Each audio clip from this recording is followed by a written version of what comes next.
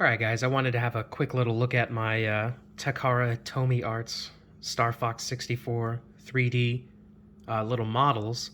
They're a Japan exclusive. It's a very small little model kit made by Takara Tomy.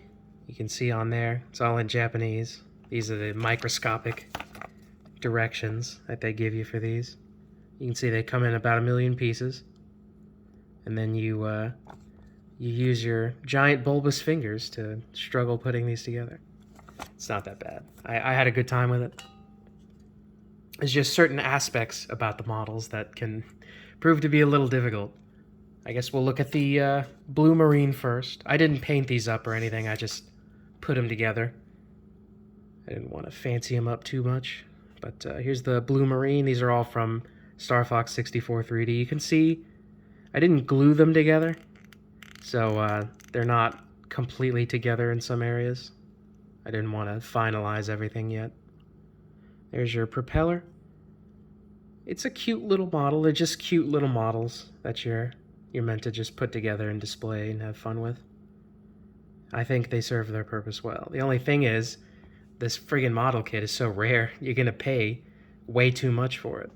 I found one of these after literally looking for it for like 3 or 4 years on eBay, just trying to find a listing for it.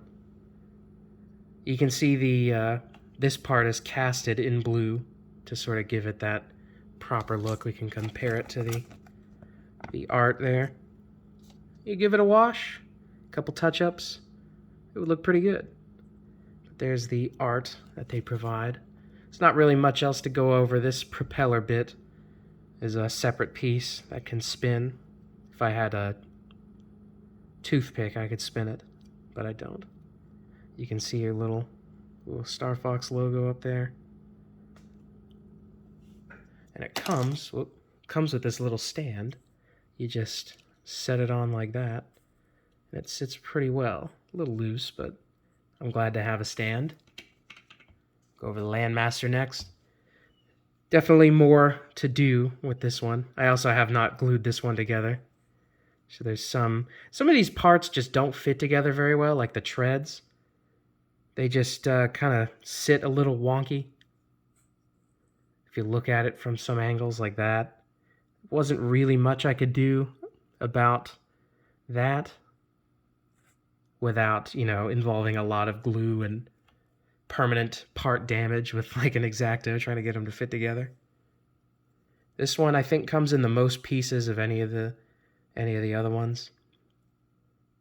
The tank barrel moves up and down like that. Pretty cute. And then it's a little difficult to get to it, but the little cockpit opens, and there's a separate chair piece you can put in there. These opening cockpits, they prove to be sort of difficult when you're putting the model together, because you have to sort of weave them in between parts and, put parts around them. You can see there's a little nub that sits on each side, and you have to get the chair in between them.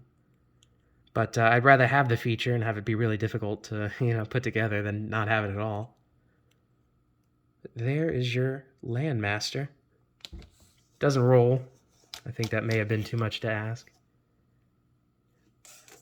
And then on to the star of the show, the Arwing. There's a reason everyone buys the kit. It's why I bought the kit. It's just a cute little Arwing, not anything massive. You can see there's it in the palm of my hand. Right there. Go over the features after we do the sort of turnaround there. I think when I was sent this kit, there's supposed to be a little translucent piece that goes in there, but I could not find it for the life of me. But I suppose of all pieces that could be missing out of this kit, I'm glad it was that one, because that's not, very, it's not horribly necessary. There's the back of it. Unless you glue it down, it kind of, you can see there's a little air in there trying to get it to sit right. Doesn't really want to.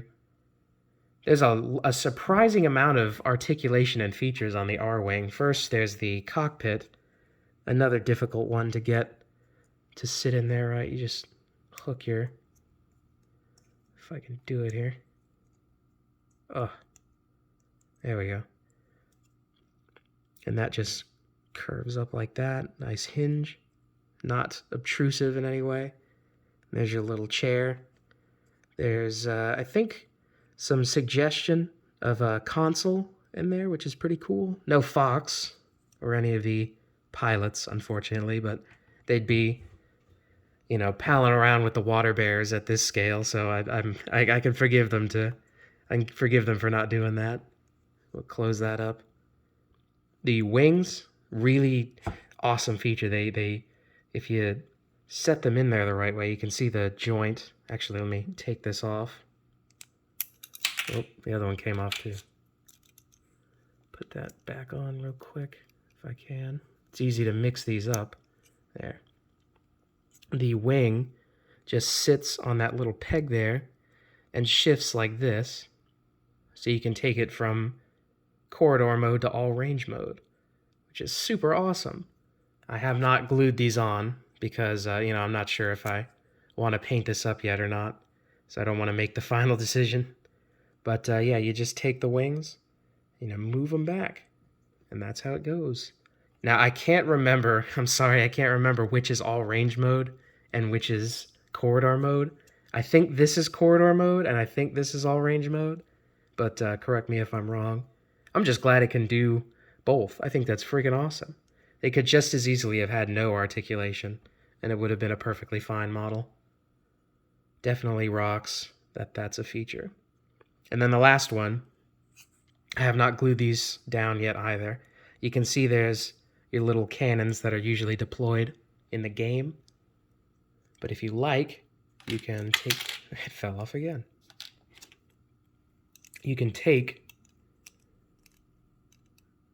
Is this on right?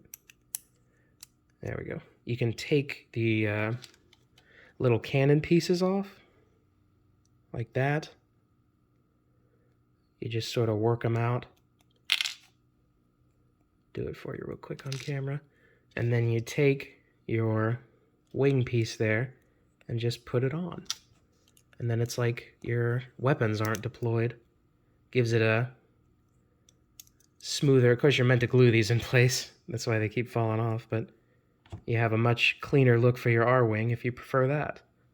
I keep the cannons on there just, so I don't lose them. It's important to me that I keep all the pieces together for this.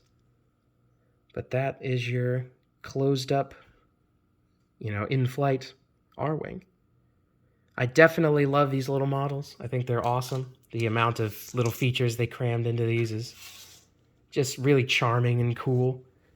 Definitely not worth the price you would pay for one of these now. I'm not going to tell you what I paid for it because I'm a little embarrassed. But I definitely couldn't turn it down as it's literally the first time I've seen one in 4 years, so I had to pick it up. Just wanted to make a quick little video on it in case one of you manages to get your hands on these. Consider yourselves lucky. Thanks for watching, guys.